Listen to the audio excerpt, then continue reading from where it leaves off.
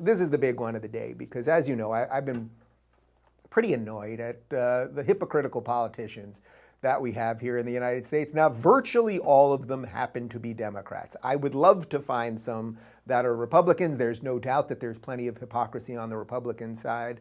But lockdowns, generally speaking, have been coming to us from progressive mayors, progressive governors, and state legislators, and the rest of it. So over the last couple of days, I've been asking people, can you just give me a massive Twitter thread about the worst people right now? Just the worst people. And you guys know, I like to talk about ideas more than people, right? Like, I try not to just trash people on here.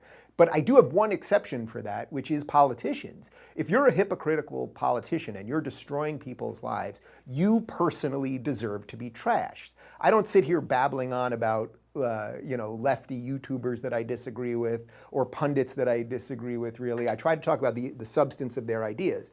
But these politicians deserve to be called out by name, and they deserve to be mocked and ridiculed and everything else. So we got a crazy long thread here of hypocritical politicians, and I want to give a shout out to Mary Margaret Olahan on the Daily Caller, because she had this thread, and then a couple other people inserted some other stuff, but we're going with Mary's thread from the Daily Caller.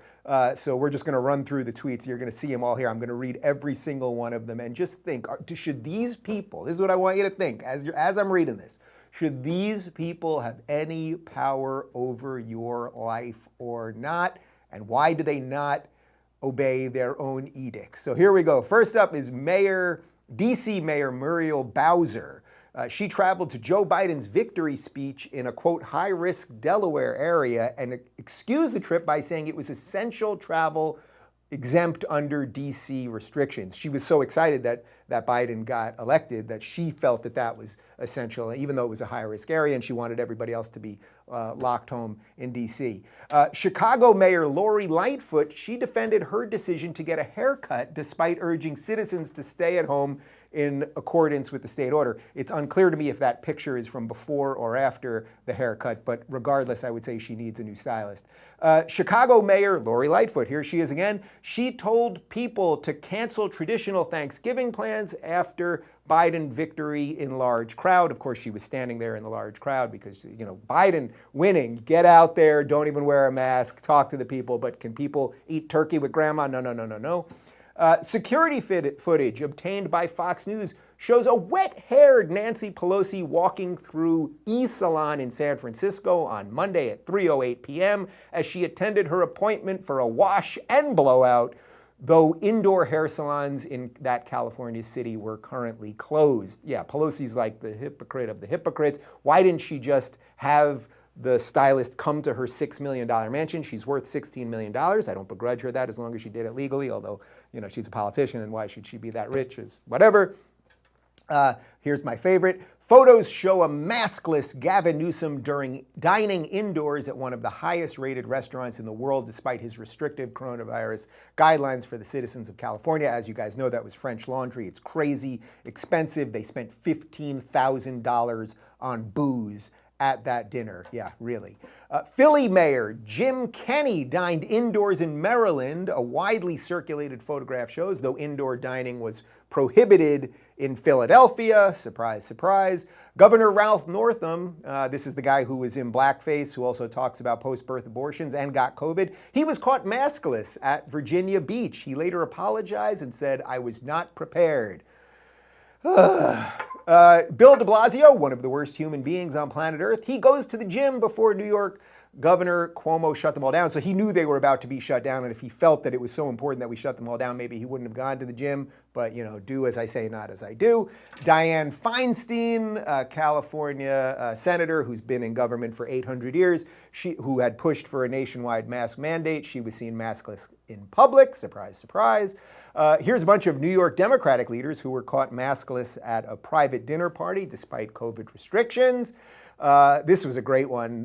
There was a video that we showed you a week or two ago. New Jersey Governor Phil Murphy confronted by angry protesters for eating outside without a mask. He then, as the women are yelling at him, he puts the mask on because he's like, oh no, I got caught. Then we have New York Governor Andrew Cuomo said that his mother and daughters were coming for Thanksgiving after telling New Yorkers to stay away from loved ones. after a massive backlash. His office told me, this is by the Twitter person, that Cuomo will be busy on Thanksgiving and won't be home. He apparently worked on Thanksgiving and didn't see his mother. So congratulations, Andrew. Although I'm pretty sure your father, Mario Cuomo, who was governor of New York 2 decades ago, would be very embarrassed by you and your brother. The governor of Oregon, who cheered on the massive Black Lives Matter protests earlier this year, tells citizens to uninvite members for Thanksgiving. So the governor of Oregon, and Oregon and particularly Portland has become a total hellscape. But you can be out there protesting Black Lives Matter, not a super spreader event, no pandemic. Again, you can have your uncle over for Thanksgiving. No. Denver Mayor Hancock tweeted warnings to citizens to avoid travel 30 minutes before he boarded a flight to travel to his family for Thanksgiving. Okay? He got on a plane and left to be with his daughter for Thanksgiving 30 minutes after he said that you can't do it. I saw this one yesterday. San Jose Mayor Sam Liccardo attended a Thanksgiving party with family members who were not part of his own household after telling citizens to cancel big gatherings this year. Hypocrite.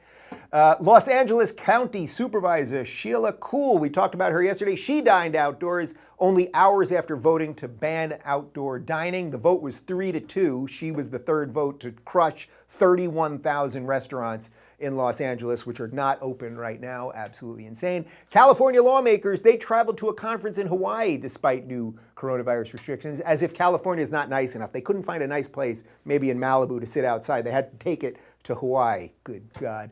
Pelosi again, she cancels dinner for New Democrats after blowback over her coronavirus risk. They were going to have this indoor dinner. That got canceled, but she thought it was okay until the outrage. Nancy Pelosi wipes her nose, touches podium. House members demonstrate the wrong way to wear masks. By the way, you see this with Chuck Schumer all the time, constantly touching his face and then touching podiums and all sorts of other stuff.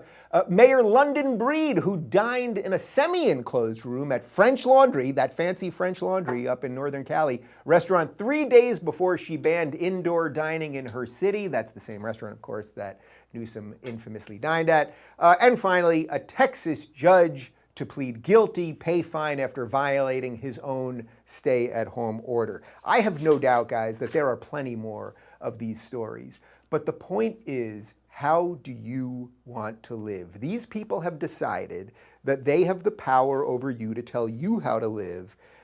But I'm going to go out on a limb here and say that you know how to live better for yourself. You know what choices to make. You know if you're around elderly family members or more high-risk people or people that have other diseases or all sorts of stuff, or you have young children who are at school and you don't want them to be with grandma, whatever that reality is for you, I have a feeling that you know how to live your life better. The idea that we've outsourced any of our sense-making to these people, that we have said to these people, you can keep us trapped in our houses, you can keep us away from our businesses, you can actually infringe on our ability to do that very special thing, right? That very special thing that's guaranteed to us, the right to pursue life, liberty, and the pursuit of happiness. Because happiness is a pursuit. It's something you got to do for yourself. The government can't just hand you happiness the same way it can't just hand you safety.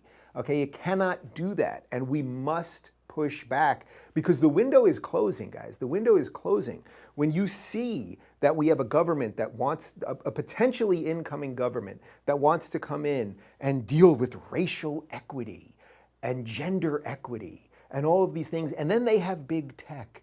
And then they'll start telling us you're not allowed to tweet anything anti-lockdown. And then there'll be nobody to fight back, right? Because the Republicans didn't do anything, did absolutely nothing. And you know my more libertarian side. What did I want the government to do? I'm not even totally sure. I did start a tech company in the midst of all of this to fight back because I believe you got to figure out some things for yourself. But we have a big problem. We have a giant expanding government potentially on the horizon with big tech that's out of control, with some of the worst anti-American ideas right on the horizon. And it's up to you. It really is up to you. That's the only way we win this thing. We win this thing by you standing up and fighting back and figuring out how you want to live in the midst of all this mess, because it truly feels, this is what it feels like to me, that the American experiment is on trial right now. And what type of person are you going to be as the trial is happening? Are you going to be someone who stands up for what you believe in, or are you going to be somebody who just cows in silence and watches all your freedoms and the incredible, hard-fought, spectacularly wonderful freedoms that our ancestors have fought for? Are you just going to watch them go away? It's up to you. It's up to you. I think you know what I'm going to do.